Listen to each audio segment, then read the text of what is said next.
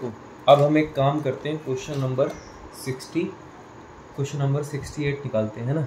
इस क्वेश्चन को पढ़ते हैं। इसमें लिखा हुआ है on 31 March 2019 the balance sheet of A and B who were sharing profits in the ratio of 3:2। मुझे वर्किंग नोट बना लेना चाहिए। उसके लिए क्या चाहिए? एक पेज चाहिए होगा। पेज है नहीं है? हाँ, एक पेज तो चाहिए होगा।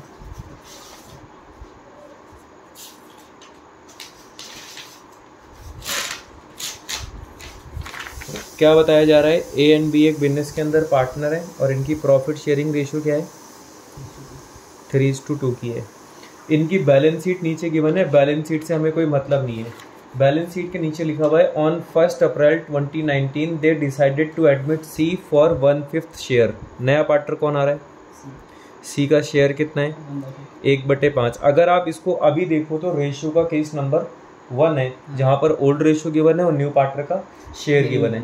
आगे बताया जा रहा है ऑन द फॉलोइंग टर्म्स। नीचे दी गई कंडीशन पे एडमिशन हुआ है।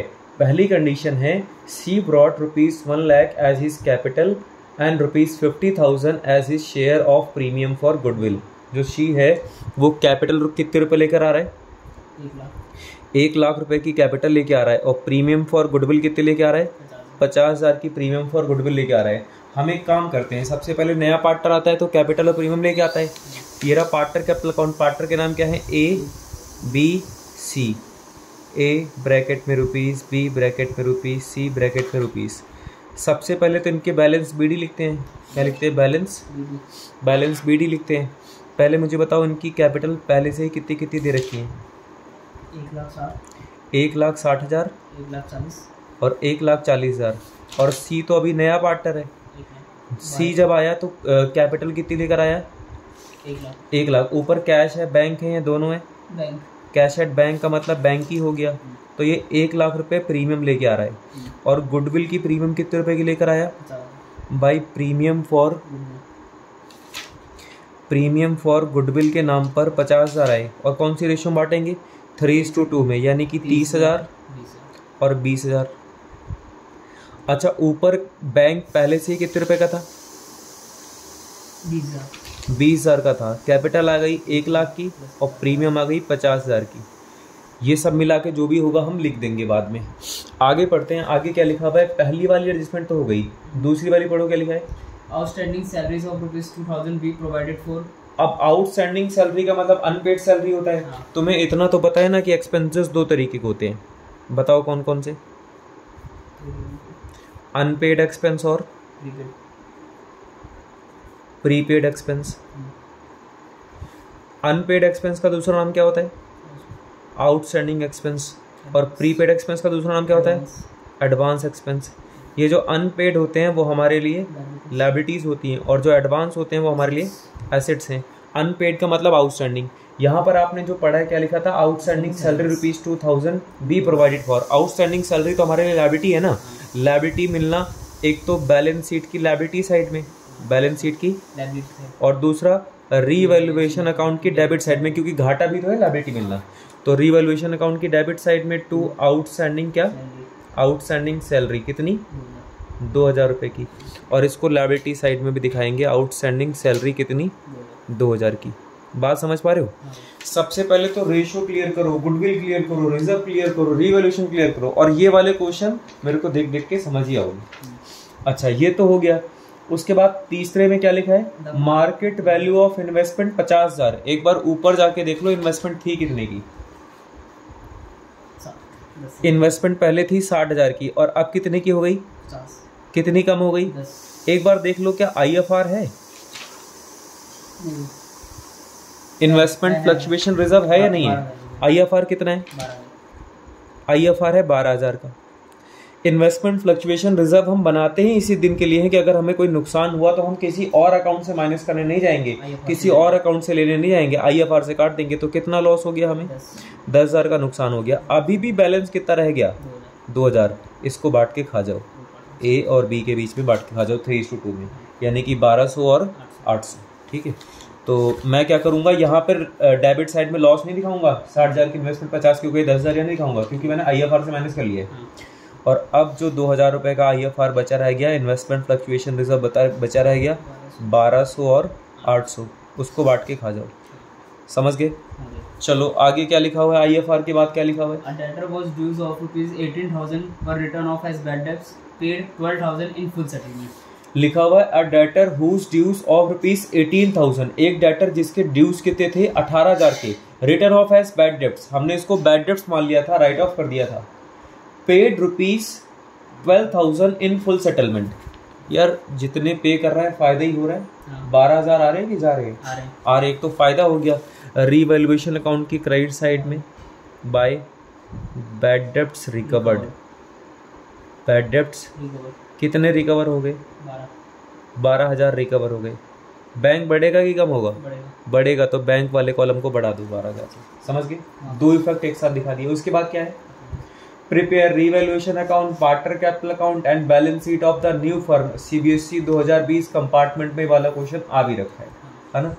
सबसे पहले एडजस्टमेंट करते हैं, ऊपर जाओ ओल्ड बैलेंस शीट में। सबसे पहले क्या गिवन है? एसेट साइड में कैश एट बैंक लिख चुका हूँ, 20 और 50, 70 और 12, 82, 182 मतलब 1,82,000। चलो बैंक के बाद क्या है? डेटर बताओ कितने के? डेटर 80,000 के, ग्रॉस 85 और ये 5 का प्रोविजन। अच्छा 85,000 के डेटर है, माइनस प्रोविजन 5,000, बाहर आ गए 80,000 के। अच्छा उसके बाद क्या गिवन है? स्टॉक कितने का है? 60,000। स्टॉक 60,000 का है। फिर इन्वेस्टमेंट हो गई। फिर फर्नीचर कितने का है? 77,000 का फर्नीचर है। खत्म। लायबिलिटी साइड में क्रेडिटर कितने हैं? 30,000। CRS मतलब क्रेडिटर 30,000। और IFR हो चुका है। जनरल रिजर्व कितना है? 25,000। जनरल रिजर्व को 25,000 को बांटेंगे, 5 से डिवाइड करो, 5,000, 5 तिहाई 15,000, 5 दूनी 10,000, और इसको तो कुछ भी नहीं मिलेगा। अच्छा जनरल रिजर्व बढ़ गया। फिर कैपिटल अकाउंट कितनी कितनी? 1,60,000, 1,40,000। हम एडजस्टमेंट कर चुके हैं, ओल्ड बैलेंस शीट को कॉपी कर चुके हैं, फायदा घाटा निकालेंगे। 12 में से 2 माइनस करना, 12 में से 2 गए 10, 10,000 का फायदा आ रहा है। To gain on revaluation A और B, 10 को 3:2 में बांटेंगे, 6,000 और 4,000। अब देखो गेन यहाँ पे डेबिट साइड में अपने अकाउंट में कहाँ जाएगा? क्रेडिट साइड में नाम आएगा रिवैल्यूएशन अकाउंट का 6,000 और 4,000 बट गया। ये बताओ 15 और 6 कितने होते हैं? 15 6 21, 21 और 1 22 और 30, 52, 52 और 60 112, 212, 2,12,200। कितना? 2,12,200। देखना आंसर आ रहा है इसका, 2,12,200। टू बैलेंस CD है ना। 10,000 और 4,000, 14 और 20, 34 और 40, 174, 800, 174, 800 है ना, 174, 800। अच्छा माइनस करने के लिए कुछ भी नहीं है, तो इसके बैलेंस CD भी 174, 800 आ जाएंगे। अब 1 लाख तो 1 लाख ही रहेगा, ये भी 1 लाख आ गया। इसको यहाँ पे लिख देंगे कैपिटल अकाउंट। क्या लिखेंगे? क्या लिखेंगे? ABC है ना। कितना कितना? 2,12,200, 2,12,200, 1,74,800, 1,74,800 और 1 लाख। 200 और 800 कितने होते हैं? 1,000 के 000 कितने कैरी हो गए? 4 1 5 2 7 7 1 8, 4 लाख, 4,87,000।